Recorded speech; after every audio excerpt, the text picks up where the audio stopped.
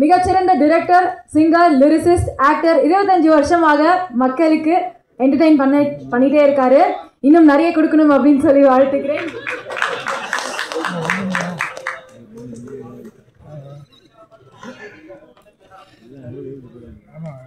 இதுக்கப்புறம் முடிவு பண்ணிட்டேன். எங்கள் இயக்க சங்க தலைவர் உதயகுமார் சார் மாதிரி வந்தவுடனே பேச கிளம்பி வேண்டியதான். கடைசி வந்துட்டு அப்புறம் நீங்கள் டைம்னு சொல்லி உங்களுக்கு சண்டை வந்து இது தவிர்க்கணும்னா நான் வந்த உடனே கிளம்புறேன். நீங்கள் நல்லது சார் சொல்லும் போல் நான் தயாரிப்பாளரும் சரி டைரக்டர் யாரும் தப்பாக நினைக்காங்க. எல்லாருமே பேசும்போது 2 நிமிஷம் 3 நிமிஷம் இது மாதிரி பேசுனீங்கன்னா தான் நல்லாயிருக்கும். அப்போ தான் கண்டென்ட் நல்லாயிருக்கும். அந்த மீடியாவும் பார்ப்பாங்க போவாங்க. இல்லை மணி அளவில் பேசி யாரும் பார்க்கறது இல்லை. நான் ஓப்பனாக சொல்லி என் சங்கத்தில் ஒரு நாள் சரியாக பார்க்கறது இல்லை. அதனால் இவர் பங்குக்கு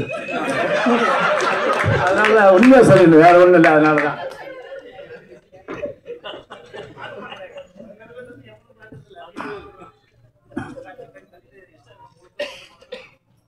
ஓகே. பசியோட இருப்பீங்க. எனக்கும் பசிக்க ஆரம்பிச்சுன்னு பாருங்கள். முதல்ல கலைமாமணி விருது பெற்ற நிகில் அவர்களுக்கு வாழ்த்துக்கள். ஆமாம்மா, ஒவ்வொரு வருஷம் இந்த கலைமாமணி விருது அறிவிப்பாங்க. அப்போது பார்த்தா மேக்ஸிமம் பார்த்தா பெரும்பாலும் அப்போ எது ஆரம்பிச்சியோ அந்த கட்சி சார்ந்த ஆளுகளாக தான் மேக்ஸிமம் தெரியும். ஆனால் இந்த முறை ஒரு ஆர்கியம் இருந்துச்சு. இந்த பெரும்பாலும் ஒரு கட்சி சார்ந்த ஆட்களாக இல்லை. பொதுவான உண்மையிலே திறமையான ஆட்களுக்கு கலைமாமணி விருது கிடச்சிருக்கு. அதில் ஒருவர் தான் நம்ம நிகில் அவர்கள். வாழ்த்துக்கள் சார். நிறைய வாழ்த்துலாம் டைம் இல்லை. வீரத்தமிழச்சிக்கு அப்புறம் வருவோம். வீரத்தமிழன் யாருன்னா யார் உண்மையில் ஒத்துக்கிறாங்களோ, முக்கியமாக குடும்பத்தில் நடக்கிற விஷயத்தை உண்மையை ஒத்துக்கிறாங்களோ அவங்க வீரத்தமிழன். அப்படி பார்த்தா எங்கள் இயக்குனர் ராஜகுமார் இருக்கார்ல, அவர் தான் வீரத்தமிழன். உண்மையை பொட்டு உடச்சிட்டாரு. நானே சாக்காட்டேன், இதில் கூட அவங்க பகிரங்கமாக அவங்க ஒத்துக்கிறாரே அப்படின்ட்டு. நம்ம தேவாயணி மேடம் வந்து இது வரைக்கும் ஒரு சாஃப்டாக பார்த்துருக்கோம். ஆக்ஷன் ஹீரோனுக்கு இப்போ தான் தெரியுது எனக்கு. பூவாக நினச்சோம், புயல்னு இப்போ தெரியுது. அவரே சொன்னார், நீங்கள் புஷ்பம் நினைக்கிறிய அங்கே போய் உஷ்ணம் போல இருக்குது வீட்டில். அதனால் ராஜகுமாரன் வந்து இவ்வளோ தைரியமான ஒரு வீரத்தமிழன் நினச்சி ஒரு பாராட்டணும் இன்னைக்கு. அப்புறம் நான் வந்து இப்போ நேற்றே நான் எங்கள் சொந்த ஊருக்கு போக வேண்டியது. இந்த ராம்கி, நம்பி, பிரபாகர் இதெல்லாம் சார் அந்த படம் ஆடியன்ஸுக்கு இருக்குன்னு சொன்னாங்க. நான் அப்போ இல்லைப்பா வேலை இருக்குப்பா அப்படின்னேன். அப்போ இயக்குனரை பற்றி சொன்னாங்க. சொன்னார்ல, இவர் சொன்னதை விட அவங்க அதிகமாக சொன்னாங்க. அப்போ எவ்வளோ சிரிப்பாங்க சார். அதெல்லாம் கேட்டுட்டு போது அடித்தரத்தும் வராப்பிலையே பேச மாட்டோம். இங்கே கீழே அஸ்திவாரம் பலமாக போட்டு அந்த அவருக்காக தான் அவர் வந்து ஒரு இயக்குனர் வந்து ஒரு அடித்தரத்துலேருந்து வராரு அப்படின்னு அவர் ரொம்ப கெட்டு தான். இப்போ நான் வந்து காரில் பேக்கிங்கோடு வந்துட்டேன். இந்த முடிச்சு நான் அவரை கிளம்பணும். நான் இன்னும் 11 விட்டுருவாங்க, 7 மணிக்கு போய் நினச்சேன். நான் அங்கே 10 மணிக்கு போவோம். தெரிஞ்சு போச்சு. ஒரு ராம்கி இவ்வளோ திறமை பற்றி தான் தெரியுது. நாங்கள் மிஸ் பண்ணிட்டோம். என்னடா அது ஒரு இயக்க சங்கத்தில் 6 மாதத்தை விட அதிகமாக ஒரு பேசுகிறாருன்னா இவர் தான் கூட இருக்கு. தத்துவமாக சொல்கிறாரு. நாங்கள் என்னடா இப்படி ஒரு திறமையான ஆள் உள்ள வச்சுட்டு இதை யூஸ் பண்ணாமல் இருக்குமேன்னு வச்சேன். முயற்சிக்கும் விடாமுயற்சிக்கும் என்ன வித்தியாசம் சொன்னார். இன்னும் கொஞ்சம் கிளியராக சொல்லியிருக்கணும். முயற்சிக்கும் விடாமுயற்சிக்கும் என்ன வித்தியாசம்னா, முயற்சி நம்ம பண்ணிகிட்டே இருப்போம். ஒரு சமயத்தில் முயற்சி நம்மளை விடாது. அதுதான் விடாமுயற்சி. நம்ம பண்ணுறது தான் முயற்சி. உதய இயக்குனராக நம்ம இந்த ஊரில் கிளம்பி வருவோம்.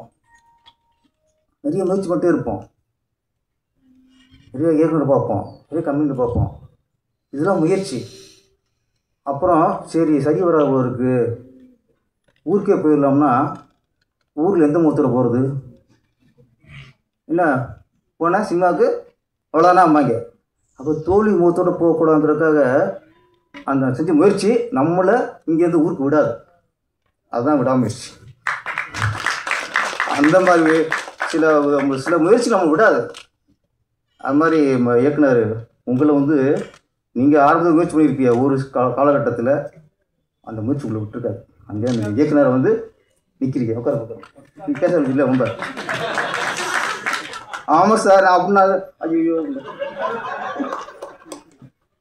கொத்தனார்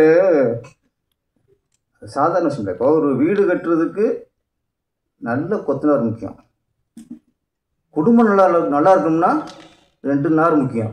ஒன்று நாத்தனார், இன்னொரு கொழுந்தனார். நாத்தனார் சரின்னு வச்சுங்களேன் குடும்பம் போச்சு. கொழுந்தனார் சரின்னு வச்சுங்களேன் குடும்பம் போச்சு. அப்போ ஒரு குடும்பம் நல்லா இருக்கும்னா நாத்தனார் நல்லா இருக்கணும், கொழுந்தனார் நல்லா இருக்கணும், கட்டடம் நல்லா இருக்கணும்னா கொத்தனார் நல்லா இருக்கணும். நல்ல கொத்தனார் ரொம்ப இங்கே சினிமா வந்துருக்காரு கரெக்டாக. இதுக்கு சொன்ன மாதிரி எங்கே ஜன்னல் வைக்கணும், எங்கே நிலைவாசல் வைக்கணும் எல்லாம் தெரியும். அது மாதிரி படத்தில் எங்கே சாங் வைக்கணும், எங்கே ஃபைட் வைக்கணும், எங்கே ஹீரோனி எட்டி உதயணும். ஹீரோனி எப்படி விஜயகாந்த் மாதிரி சவுத்தில் ஏரியாவில் அடிச்சிருக்காங்களா? அது இல்லை, அதையும் பண்ணிருக்கலாம். ஏன் குறை வச்சிய ஜம்ப்பு அடிச்சுன்னு அது கொஞ்சம் தலையில் தொகை விட்டுருக்கிய, அதையும் பண்ணியிருந்தா இதுக்கப்புறம் அவங்க பேர் வேறு மாதிரி. புரட்சி கலைஞி சுஷ்மிதா. நம்ம இவர் இளையா சார் பேசும்போது நான் சின்ன வயசுலேருந்து அவர் சொல்கிறார், நான் என்னையே சொல்கிறார், நான் சின்ன வயசுலேருந்து சஞ்சீவை பார்த்து ஏந்திருக்கேன். நான் சஞ்சீவை பார்த்தேன் பகிர்ந்துச்சு. இல்லை இப்படி சின்ன வயசுனா அந்த உலகம் நம்ம என்ன நினைக்கும். இப்போவும் சஞ்சீவ் சின்ன வயசு தான். நீங்கள் சின்ன வயசுனா அவர் என்னமோ விஜயகுமார் அவர் எப்படி தளபதி விஜய் அவர்கள் என்று இளமையோடு இருக்காரோ அது மாதிரி இவரும் நான் என்னைக்கு பார்த்தனோ இவருக்கு அது குறைஞ்சிட்டே வருது. நான் சாக்காயிட்டேன். என்னடா அவர் பையனை அடிச்சுக்கிருக்கேன். இப்போ நம்ப முடியல. இப்போ டைரக்டர் பையனை அறிமுகப்படுத்தினார், நான் இப்போ தம்பி நடிச்சுக்கிருக்கேன். அப்புறம் என் பையங்கிறாரு அசிவர் அங்கே சாங்கை போட்டுக்காரு. கல்யாணம் பண்ண உடனே முதல்ல இந்த ரிலீஸ் பண்ணிடுவோம், இது லேட் பண்ணக்கூடாது. ஏன்னா இளமை இருந்து வேஸ்ட் பண்ணக்கூடாது. நம்ம நிறைய உதவி இயக்குநர்கள் நிறைய இயக்குநர்லாம் இளமை வேஸ்ட் பண்ணிடும். இழக்கக்கூடாத இழப்பு இளமை தான். அது இங்கே சினிமாவில் நிறைய வேஸ்ட் பண்ணிடும். வீரத்தமிழச்சி இன்னொன்று வீரத்தமிழன்னு சொல்லிட்டோம் ராஜகுமாரனை. வீரத்தமிழச்சி யாருன்னா அடிக்கிறது உதைக்கிறத விட ஒரு புருஷன் கஷ்டப்படும் போது பக்கவளமாக இருந்து அவங்க எந்த குறையும் பார்த்துக்கிறாங்கள அவங்களும் வீரத்தமிழச்சி. அப்படி பார்த்தா நம்ம இயக்குனர் மனைவி அவங்க கரெக்டாக ஃபஸ்ட் நம்ம சொல்கிறத அவங்க சொன்னாங்க, பேச விட்டு பேசியா இது மனைவியை பேச விட்டு பேசியா, என் போய் நான் படிக்க வச்சேன் பேச விட்டு பேசியா. இது மேடையிலேயே கரெக்டாக பேசுறது ஆகுமா அவங்க தான். மேடை நாகரிகம் சபை நாகரிகம் என்ன மேடை எப்படி பேசணும், திருவள்ளுவர் மாதிரி 2 வரியில பேச விட்டு பேச. இவர் வீட்டில் அவங்க சொல்ல கேட்பார் போல இருக்கு, இங்கேயாவது கேட்காம இருப்போம் என்ன அப்படின்னு. இங்கே அவங்க எத்தனை பேர் இருக்கும்ல அந்த தைரியம் வந்துச்சு அவருக்கு. வீட்டில் யாரும் இருக்க மாட்டாங்கல்ல, ராஜகுமார் மறுபடியும் இருக்கலாம் சொல்ல முடியாது. அதனால் இங்கே நீ காது வாங்கலை சார். இன்றைக்கி சார் கச்சேரி வீட்டில் இருக்குது. நீங்கள் வீட்டில் ஒரு விஜயகாந்த் எப்படி லேடி விஜயகாந்தோ நீங்கள் வீட்டில் உங்கள் ஒய்ஃப் தான் இன்றைக்கி லேடி விஜயகாந்த் அடிக்கிற அடியை பாருங்க. இன்றைக்கி நாளைக்கு நீங்கள் அங்கே போகணும் சமாதிட்டேன் தலைவா நீ காப்பாற்று தலைவா என்ன நான் வந்து நீங்கள் மன்றாடி அவர் ஆசையில் நான் தேவை உங்களுக்கு.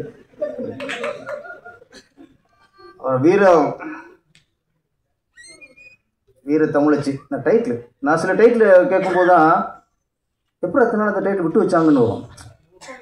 நிறைய டைட்டில் மாதிரி இது வல்லையான்ட்டு அது மாதிரி வீர தமிழச்சின்னொன்னே எப்படி இது விட்டு வச்சாங்கன்ட்டு. நம்ம வந்து வீர தமிழச்சி அப்படிங்கும்போது நிறைய நம்ம பாடப்புத்தகம் நிறைய நம்ம ஏமாற்றிருக்காங்க கஷ்டம். நம்ம தமிழ்நாட்டில் தான் நிறைய வீர தமிழச்சி. வீரமங்கை வேலுநாச்சியார் தமிழச்சி வீர தமிழச்சி. நம்ம ஆரம்ப காலத்தில் பாடத்தில் படிக்கும்போதெல்லாம் அப்படி வீரமங்கைனாலே ஜான்சி ராணிட்டுருவாங்க. அவங்களும் வீரமங்கை தான். ஆனால் நம்ம வேலுநாச்சியார் சொன்னதை விட அங்கே அது அதிகம் படிச்சிட்டோம். ஆனால் இங்கே நிறைய வீரத்தமிழச்சிகள். இந்த காலகட்டத்துக்கு சரியான படம் இந்த வீரத்தமிழச்சி. நம்மளே ஆக்ஷன் எடுத்தாலும் தான். ஆனால் என் படத்துக்கு முக்கியமே அந்த கை விழுகாது, தலை தனியாக விழுகாது, ரத்தம் தெரிக்காது. மேக்ஸிமம் இல்லாமல் தான் எடுப்பேன். நம்ம ஆக்ஷன் டைரக்டரே சில படத்தில் ரத்தம் தெரிக்க வந்தால் என்னோட வன்முறை அதிகமாக இருக்கோ, ஒரு மாதிரி இருக்கும். ஆனால் இந்த படத்தில் அந்த லேடி விஜயகாந்த் அவர்கள் கத்தி வச்சு கசாப் கடை குத்துற மாதிரி சக்கு சக்கு சக்குன்னு அவங்க நலிவு விடுவாங்க. டக்கு டக்கு டக்கு குத்து தண்ணி பிளட்டு அவங்களுக்கே தெரிக்குது. ஆனால் என்னென்னா வன்முறையாக தெரியல. இந்த நாள் குத்து குத்து விடான்னு தோணுது. ஏன்னா அந்தளவுக்கு நாடு இன்றைக்கி நாசமாக போயிருக்கு. பாலியல் வன்கொடுமை, சிறுமிகளை கற்பழிக்கிறது, மாணவிகளை கற்பழிக்கிறது, கல்லூரி மாணவிகளை கற்பழிக்கிறது, எத்தனை நியூஸ். வீரத்தமிழச்சிங்கிறது அடிக்கிறதோ உதைக்கிறதோ ஒருத்தனை அறையதோ ஒருத்தனை செருப்பாக அடிக்கிறதோ இது இல்லை.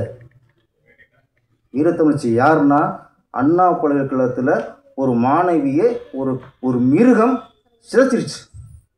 அதை வெளியே சொன்னால் நமக்கு அசிங்கமாக போயிருமே, இதை வெளியே சொன்னால் நம்ம வாழ்க்கை கெட்டு போவோமேன்னு நினைக்காம சமூகத்தில் துணிஞ்சு சொன்னா பாருங்க, அவள் தாங்க வீரத்தமிழச்சி. பொள்ளாச்சியில் கதற கற்பிச்சாங்கல்ல, ஒரு பொண்ணு காதலன்னு சொன்னான்னு நம்பி போனார்ல, அங்கே ஃப்ரெண்ட்லாம் சேர்ந்து கதறிச்சு கற்பழிச்சு சின்ன ஆகிட்டாங்களே. அந்த வாய்ஸ் அண்ணா விட்டுங்கிட்டு அவளை செதஞ்சு போயும் அந்த பொண்ணு வெளியே வந்து அவங்க யாருன்னு தோலை உரிச்சதுல அவள் தான் சிகரெட் முடிச்சு. இங்கே சிலம்பு சண்டை, துப்பாக்கி சுடுறது, கராத்தே, பொண்ணு கராத்தே தெரியும். இதெல்லாம் வீரம் இல்லை. அது வீரம்ங்கிறது உடல் இல்லை, இங்கே இருக்கிற மனசு இருக்கணும் வீரம். இந்த படத்தில் அதை தான் பார்த்தேன். வீரத்தமிழ்ச்சின்னு யாரு? ஒருத்தன் என்னை தொட்டானா வெட்டு விட்டு ஐயோ வெளியே சொன்னா நம்ம வாழ்க்கை விரும்புவோம், நாளைக்கு கல்யாணம் ஆகாதோ, எவனு கட்டிக்க மாட்டானோ, கட்டினா கட்டுக்காட்ட போகிறான், தொட்டுற வெட்டியானே. அவன் வீரத்தமிழ்ச்சி. நமக்கு தெரிஞ்சு பல பாலியல் வன்கொடுமைகள் அது வெளியில் தெரிகிறது 10னா வெளியில் தெரியாது 1000ங்க. பயந்து போய் வெளியே சொல்ல எனக்கு தெரியும், சொல்லல எப்படி தெரியும், அப்படி சொன்ன மட்டும் தான் வெளியே தெரியுது. அப்போ சொல்லாது எத்தனை இருக்கும். வெளியே சொல்லி அந்த நாய்களுக்கெல்லாம் தண்டனை வாங்கி கொடுத்த அத்தனை பேரும் வீரத்தமிழச்சி. ஒரு பொண்ணு வெகுண்டு விழணும், அநியாயத்துக்கு எதிராக வெகுண்டு விழணும், அதர்மத்துக்கு எதிராக வெகுண்டு விழணும். அதை சொல்கிறது தான் இந்த வீரத்தமிழச்சி. சுரேஷ் பாரதி, அந்த பாரதி எப்படி உங்கள்கிட்ட தகுதியோடு ஓட்டியிருக்காரு பேர். பாரதினாலே புரட்சி தான். பாரதினாலே புதிய பெண்ணுக்குன்னு வார்த்தையை ஃபேமஸாக்குனவரே பாரதி தான். சொன்னார்ல தலைவர் சொன்னார்ல பாரதி ராஜா அவர்கள் புதிய பெண்ணு படம் எடுத்தார். அங்கே பாரதி ராஜா, அங்கே பாரதி இருந்தார். அதனால் ஒரு புதிய பெண்ணு படத்தில் இருக்க முடிச்சு. இங்கே சுரேஷ் பாரதி, உங்கள் பேரில் பாரதி இருக்குது, அதனால் இப்படி ஒரு புதுமையான கதையை இங்கே எடுக்க முடியுது. இயக்குனர் சுரேஷ் பாரதி எங்கேயும் வேலை கற்றுக்கலன்னாரு, ஷூட்டிங் கூட பார்க்கலனாரு. நல்ல வேலை இப்போலாம் ஷூட்டிங் பார்த்துடாதீங்க. நீங்கள் ஷூட்டிங் எப்போ பார்க்கணுமா, அப்போ பாக்கியராஜ் படத்தை பார்க்கணும், பாரதிராஜா படம், பாலுமேந்திரா படம், பார்த்திபன் சார் படம், மகேந்திர சார் படம், இப்படி படங்களை பார்த்து ஷூட்டிங் பார்க்குறது அப்போ பார்க்கணும், இப்போ பார்த்துடாதீங்க. கஞ்சா கடத்துறது எப்படி, கற்பழிக்கிறது எப்படி, கற்பழிக்கிறாங்க நாயை படுத்துவோம், நீங்கள் தப்புன்னு சொல்றீங்கல்ல. கற்பழி 4 பொண்ணு ஏமாத்து, சந்தனம் கடத்துறது எப்படி, செம்மரம் கடத்துறது எப்படி, இந்த ஷூட்டிங் பார்க்க அதை போய் படம் எடுக்கிறது ஷூட்டிங் வாங்க. நல்ல படம் எடுக்கிறதா ஷூட்டிங் பார்க்காது. இப்போ உங்களுக்கு என்ன தோணுதோ நீங்கள் விஜயகாந்த் பாருங்கள், பழைய ரஜினி பழைய ரஜினி சார் படத்தை பாருங்க, பழைய கமல் சார் படத்தை பாருங்க. இது மாதிரி நிறையா எல்லாம் பழைய தான் பார்க்கணும், புதுசாக பார்த்துக்காது எதுவுமே. ஆமாம், அது மாதிரி நீங்கள் நல்ல படைப்புக்கு நீங்கள் தொழில் கற்றுக்கணும் அவசியம் இல்லை. நல்ல படைப்பை கொடுக்கணும் எண்ணம் இருந்தால் போதும். அந்த எண்ணம் உங்கள்கிட்ட இருக்குது. என்னென்னா நீங்கள் உங்கள்கிட்ட பேசும்போது நம்பிக்கை வெளிப்படுது. ஒரு நீங்கள் பேச பேச எனக்கு டிஆர் பேசுகிற மாதிரி பேச ஒரு விஷயத்தில் ஏன்னா உங்கள் உடம்புக்குள்ள இப்போ நீங்கள் சொல்கிறீங்க விஜயகாந்த் இருக்காருன்னு, எங்களுக்கு டிஆர் தான் இருந்துச்சு. நான் ஜெய் பண்ணுறேன் அப்படியா சார். அதனால் உங்களுக்குள்ள விஜயகாந்த் இருக்கார், டிஆர் இருக்கார். என்ன நல்ல ஒரு படைப்பு கொடுக்குங்கிற ஆர்வமும் இருக்குது. அதனால் கொத்தனார் வந்து அஸ்திவாரத்தை ஸ்ட்ராங்காக போட்டிருக்காரு. என்ன அதனால் இந்த அஸ்திவாரம் பல பில்டிங்கை தாங்கும். எத்தனை அடுக்குமாடி இருந்தாலும் தாங்கும். இது வந்து முதல் அடுக்கு வீரத்தமிழச்சி.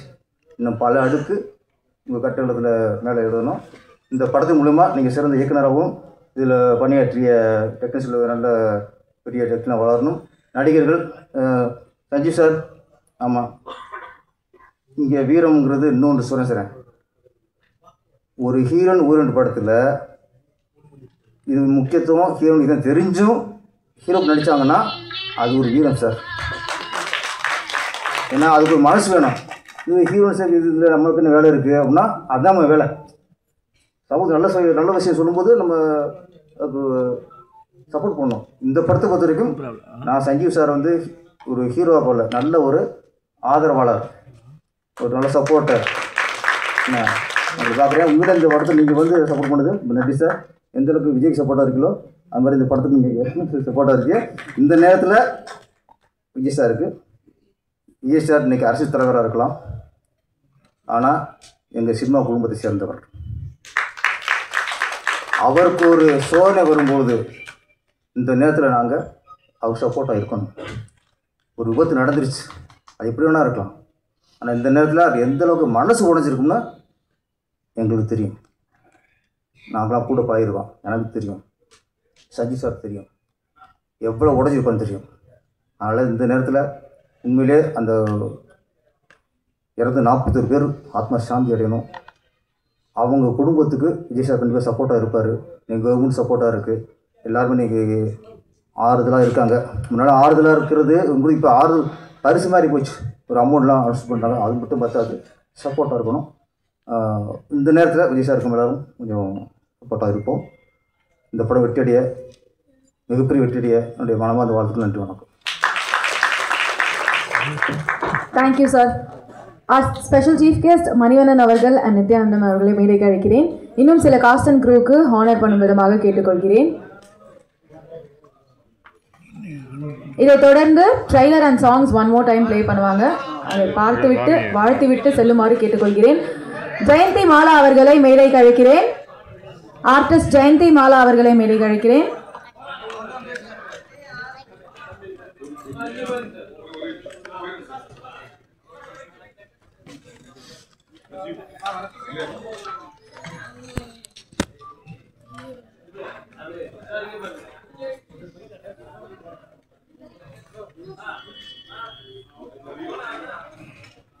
ஆர்டிஸ்ட் கௌரி அவர்களை மேடைக்கு அழைக்கிறேன்.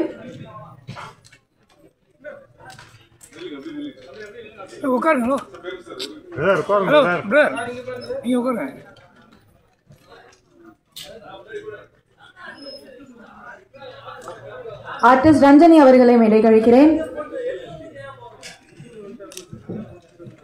சுப்பு அவர்களை அழைக்கிறோம். வாழ்த்துக்கள். நல்லா இருக்கு. நீங்க ஆஸ்திரேலியாவில் இருந்தீங்க, வந்துட்டீங்க, எப்படி எப்போ நீங்க? ஆர்டிஸ்ட் தீபா அவர்களை மேடைக்கு அழைக்கிறேன்.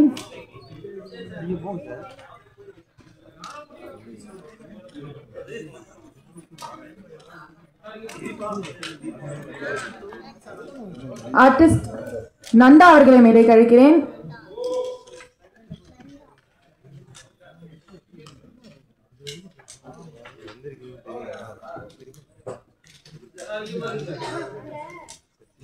ஆர்டிஸ்ட் சுப்பிரமணி அவர்களை மேடைக்கு அழைக்கிறேன்.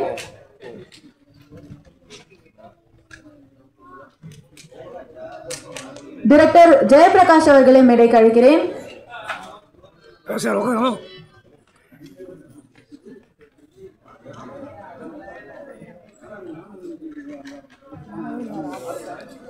ஆர்டிஸ்ட் ஞானவேல் அவர்களை மேடைக்கு அழைக்கிறேன்.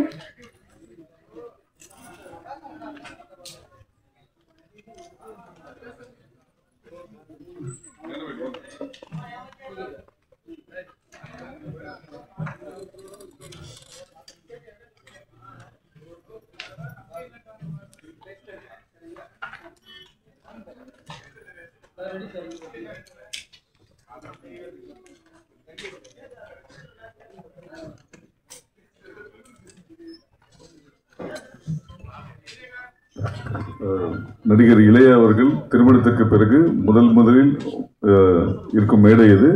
திருமதி இளைய அவர்களை மேடைக்கு அழைக்கிறோம்.